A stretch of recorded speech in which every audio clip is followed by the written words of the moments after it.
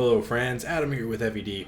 So it's been over a year since Three Houses came out, and I really owe a lot of pretty much any success that this channel has to that game. So I thought we should probably take a look back and see how I feel about it a year later.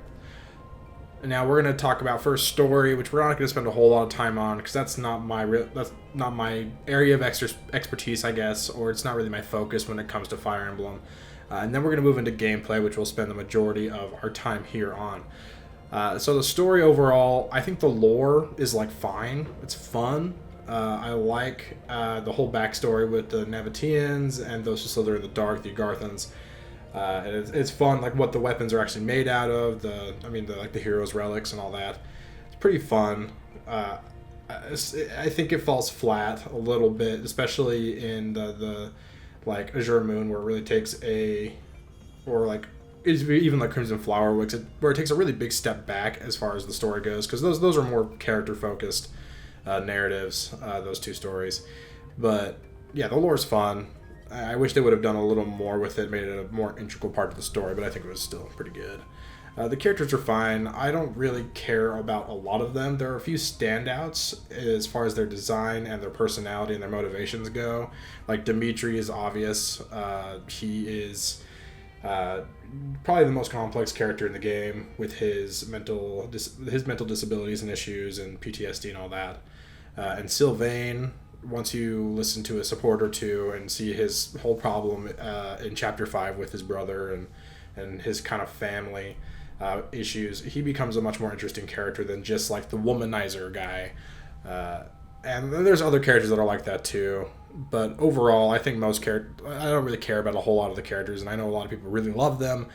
And I think really my kind of just apathy towards these characters is really because I don't care for the supports in this game. I think a lot of them are number one, they are presented extremely in such a boring way with these gross, stagnant they rendered these 3D environments for a 2D background. It just looks like trash most of the time. You couldn't even just have the 3D environment for it. Come on. I don't feel like that is too much to ask. I don't think it would have been too much harder, but I don't know.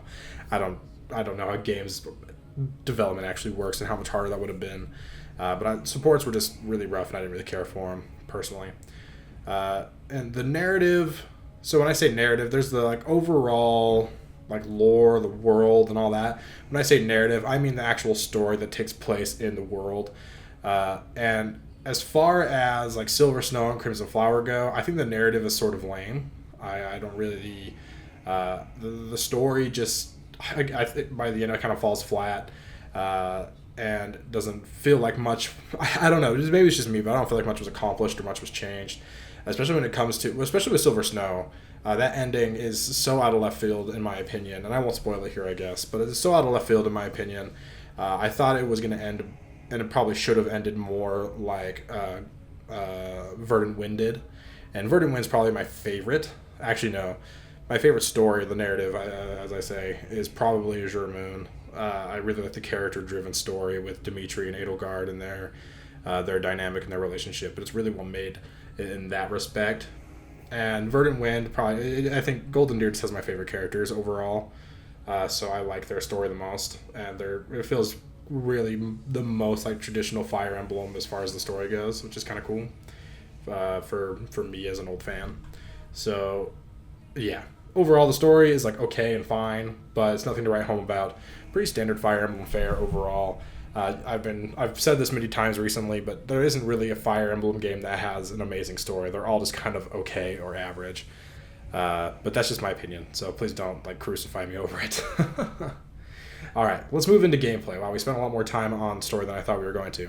But let's move into gameplay, and we're going to talk about it in 3 different parts. First, we're going to start by talking about the chapter maps, the actual the map design, I guess we'll say. Then we'll talk about unit creation and unit customization and everything else after that. So map design ranges from fun to mildly irritating for me.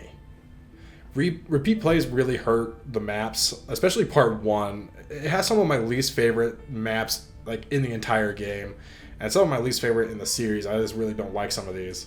And you have to play them no matter what, right? Because part 1 is always the same, no matter what class you pick. So chapter 3, which is the first Fog of War chapter with Catherine, I don't look forward to that one. It honestly kind of frustrates me. Chapter 5, which is the when you fight Sylvain's brother Miklon. It's a big winding corridor, and unless you like train up Lysithea or other warp guy, wow, Linhardt, I could not remember his name for the life of me for a second. Linhardt, if you train their white magic rank up enough to have warp, then you can kind of skip it and you have to do it a little carefully, lure some enemies and stuff. But overall, I think it's pretty tedious and annoying. And chapter 6, I don't like that one either. That's one where you either have to rout every enemy besides the boss or kill the boss, and the boss is really tough, right? It's pretty easy to cheese the boss though with like Bernadetta and Vengeance, or using Tempest Lance with someone, or Lysithea with Dark Spikes. Like it's easily done. You can take him out without a problem if you're prepared for it. But if you're not prepared for it, the map just becomes a slog, and it just takes forever, especially if you want to get all the items, especially the important March Ring. So yeah, those 3 chapters are just ones that came to mind right away of ones that I don't like very much. And the fact that you have to play them every time you play the game is really frustrating to me. And really, any chapter that I can think that I really like in part 1, I think it's ones that you can really just like play really quickly or kind of skip them in a way. Like is it chapter 10? I don't know, the one that after Byleth redacted does the whole thing where he redacted and is no longer in the story. I mean, am I really spoiling this game at this point? I feel like everyone's played it. But after spoiler warning, there, we're done. I spoil everything. So after Geralt dies, that chapter where you have to fight Kronia and then Solon, like that map you can beat in a couple turns and it's fine. Especially if you just need a flyer or 2 and you're done. So that's, even on Maddening, it's not that bad. So like, I don't mind that map. I don't mind the Remire Village map, because again, you can beat that in just a couple turns. You just have to wait for Tomos to turn into Solon. It's not that big a deal. So yeah, I think that's the big thing, is the ones that I actually enjoy playing, I can kind of skip them pretty quickly. Except for chapter 7, which is the Battle of the Eagle and Lion, or the Field of the Eagle and Lion, whatever it's actually called. I actually really enjoy that chapter. It's pretty fun to see all the different sides, and it's like a 3-way conflict, and it's actually a 3-way conflict. Not like chapter 1 where they say it's a 3-way conflict and it's really just both the other 2 classes against you, which is really annoying, but it's actually all 3 conflicts going against each other, which is fun. Part 2 is more of a mixed bag when it comes to the maps I enjoy. Really, chapter 13 is rough, but I don't dislike it. I actually really enjoy playing chapter 13. It really makes you think. It's more puzzly than the other chapters in other maps in the game. I think 3 Houses oftentimes turns into a romp where you just use your strongest units to take things down, or just gambit a big group of enemies, or just avoid combat altogether, just warp skip and all that. But chapter 13, you really can't do that, and it's honestly pretty fun that way.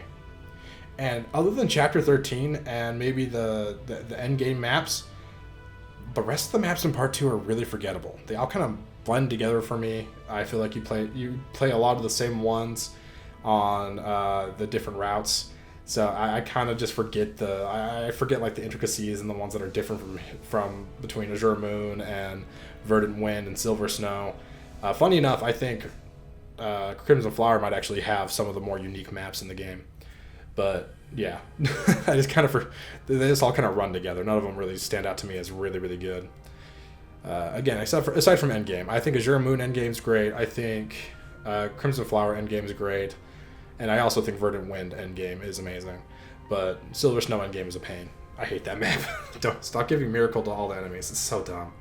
It screwed me over so many times. Alright. Let's move on from maps and talk about unit customization. Customizing units is the main reason I think anyone really likes this game.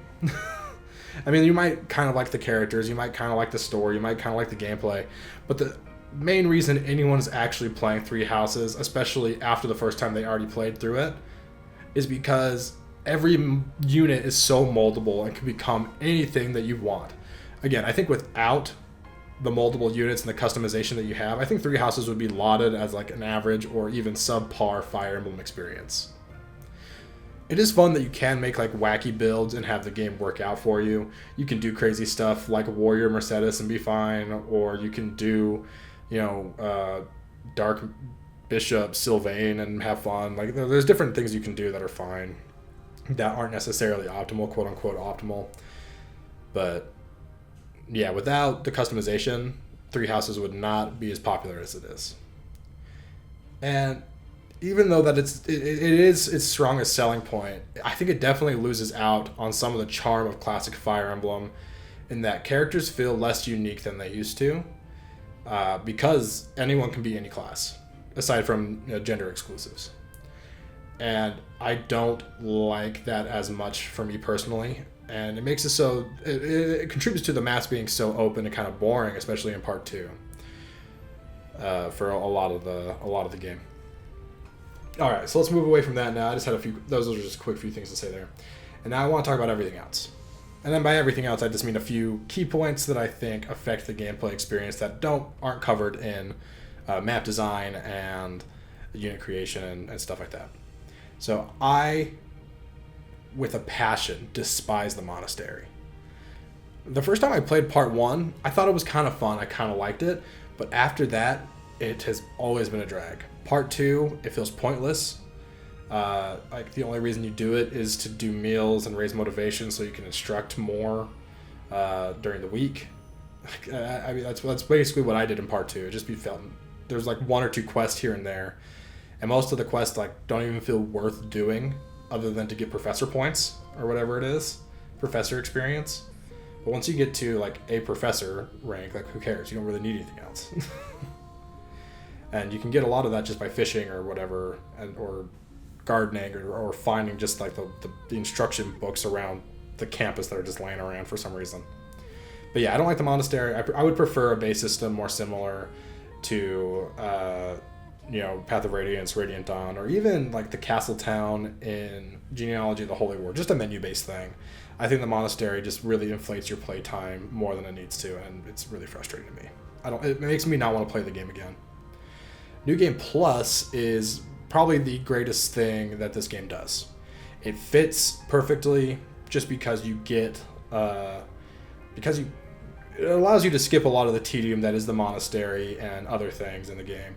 So New Game Plus is amazing. I love that aspect of the game, and without it, replaying Three Houses would be a lot less enjoyable. But also, it gets rid of a lot of the difficulty in the game, so it's kind of a give and take, where it's less annoying, but also the challenge basically disappears when you use New Game Plus. And finally, the DLC. So I think I'm kind of a Three Houses DLC apologist. I think the Cindered Shadows is actually a lot of fun, and for me, it scratched that classic Fire Emblem itch that the rest of the game really failed to reach, really failed to represent. Having characters that are more fixed in their classes was fun. They chose interesting characters that I wouldn't expect, especially like Ash. Like, whose favorite character is Ash, and why did he make it in? But cool, I'm glad he's there. It was fun to use him. So I think Cindered Shadows was great, and people hate on it more than it deserves. I think it's a fun time. However, all the DLC stuff in the main story is honestly kind of lame. Anna sucks. She isn't that fun. To me, she's not a fun unit to use. She's basically Bernadetta, except less interesting and less good, in my opinion. Yuritsa is probably the most fun aspect of the DLC in the main story, but he's free, so you don't need to buy the DLC to get to use him. And the cosmetics are all kind of whatever to me personally. That's not my jam. That's not why I play Fire Emblems, for the looks. All the different outfits and kind of weird fan servicey things, and I guess there are other things like the sauna or whatever. I never really mess with it because it doesn't feel necessary. Or like feeding the cats and dogs. You still can't pet them, but you can feed them, I guess. Whatever. Whatever, man. So the DLC is like okay in my opinion. Not great, but okay. So I guess my overall opinion of Three Houses is kind of like meh at this point. I don't think it's bad, and I think it does a lot of things really well, especially when it comes to building your army the way you want to. But because that part of the game is so open and free, I think the rest of the experience suffers a little bit and makes it a little less interesting in a lot of ways. And once you have your units built to where you want them, the game becomes kind of a romp and you just beat the game. It stops being a challenge or stops being really interesting, in my opinion. Anyways, I'm glad we have 3 houses. And honestly, like, if it weren't for 3 houses, I already mentioned it, if it weren't for 3 houses, my YouTube channel wouldn't be anywhere near what it is today.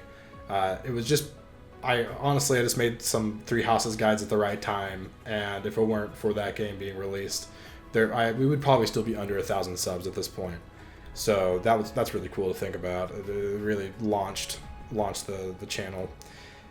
But given that, I'm really grateful for its existence, but it's hard for me to go back and play it. But anyways, that's all just my opinion. Let me know in the comments how you feel about Fire Emblem Three Houses. Do you still love it? Do you still play it every day? I don't know. Do you have like 7,000 million hours in it? I know I do. I have a lot more hours in it than I'm proud of, or I'm happy about. But yeah, let me know, what do you like? What do you dislike? What do you hope makes it into like the next installment in Fire Emblem from Three Houses? What do you hope they take away? Anything like that. What are your favorite maps? I don't care. Let's just talk about Three Houses, have an appreciation post for it, and also feel free to criticize it a little bit, because, I don't know, we all like to criticize the things we like a little bit sometimes, right? So let's do that. Anyways, thanks for watching, subscribe for more, and I'll catch you guys next time.